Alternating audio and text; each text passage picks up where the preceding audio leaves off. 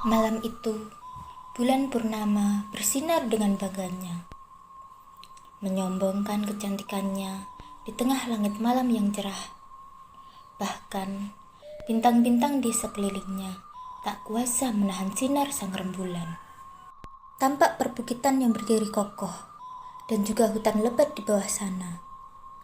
Ribuan kunang-kunang berkerumun di atas sebuah danau, membuat air danau yang jernih memantulkan cahaya kuning kehijauan dari sang kunang-kunang. Sosok rembulan juga terpantul di sana.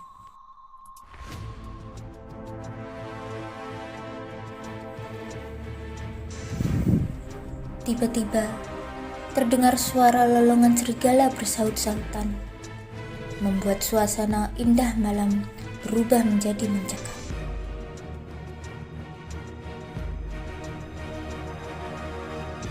Dari pantulan wajah bulan di air danau, bisa dilihat awan tebal berwarna hitam mulai menyelimuti sang rembulan.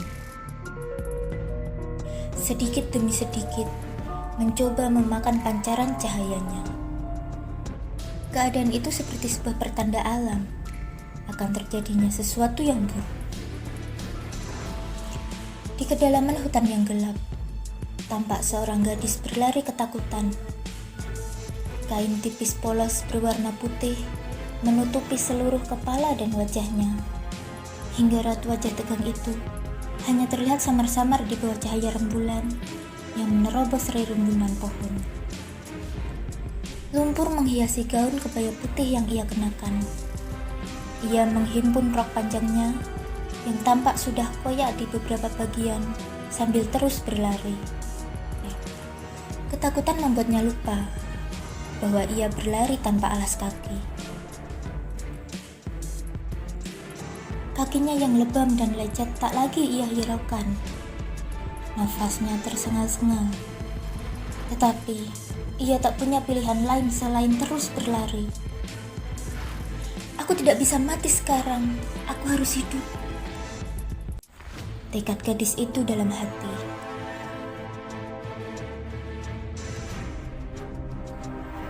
Sayup-sayup dari kejauhan, terdengar suara langkah kaki seseorang mendekat ke arahnya. Jantungnya semakin berdegup kencang. "Seseorang, tolong selamatkan aku!" teriak gadis itu dalam hati, menyadari bahwa orang yang mengejarnya semakin dekat pada dirinya. Ia terus memacu sisa energinya, membelah hutan yang penuh kegelapan. Awan hitam semakin menggerogoti cahaya rembulan, hingga cahaya yang tadinya remang-remang berubah menjadi semakin gelap. Gadis itu berlari dan terus berlari. Air mata mengalir deras di pipinya, berharap akan ada suatu keajaiban yang akan menyelamatkan hidupnya. Tiba-tiba, sebuah pedang tajam menusuk perut si gadis. Seketika, darah segar mengalir deras membasahi gaun putihnya. Mulut gadis itu turut mengeluarkan darah. Tangannya gemetaran, dan seluruh tubuhnya terasa lemas. Rasa sakit yang teramat sangat menyiksa gadis yang sedang sekarat itu. Di dalam kegelapan malam itu, tidak jelas siapakah orang yang telah berbuat itu padanya. Dengan terhuyun-huyun dan pandangan yang mulai kabur, si gadis berusaha melihat wajah si pembunuh. Tapi hal itu sia-sia. Wajah si pembunuh terlihat kabur di matanya. Hanya samar-samar terlihat ia mengenakan cadar berwarna merah. Kau salah besar, kata gadis itu tertatih sambil menahan rasa sakit. Tanpa belas kasihan, si pembunuh menarik pedang yang tertancap di perut sang gadis.